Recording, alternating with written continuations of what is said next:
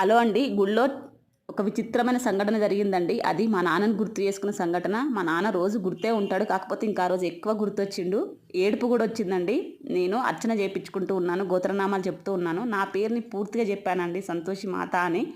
అక్కడ ఒక పెద్దాయన నించొని అని విచిత్రంగా చూసి, "ఆ పేరు ఎవరు పెట్టారమ్మా? అది అమ్మవారి పేరు గదా!" అన్నాడు. "అది మా నాన్న పెట్టింది సార్" అని చెప్పాను. ఆరతి అయిపోయింది. కాసేపు అయిపోయిన తర్వాత ఆయన ఎందుకో దగ్గరికొచ్చేసి, "అమ్మా మాత" అన్నాడు. అది మా నాన్న తప్ప నన్ను ఇంకెవ్వరు పిలవరు అలాగా. మా నాన్నే వచ్చి పిలిచినట్టు అనిపించింది. అంత ప్రేమగా చూసుకునేటోడు మా నాన్న.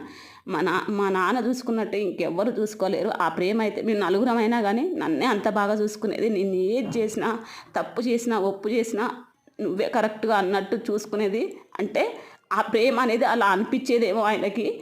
అంత బాగా చూసుకునేది నన్నైతే. "నాన్న మళ్ళీ జన్మంటూ ఉంటే నీకే పుట్టాలే. నువ్వే నన్ను అలా చూసుకోవాలే.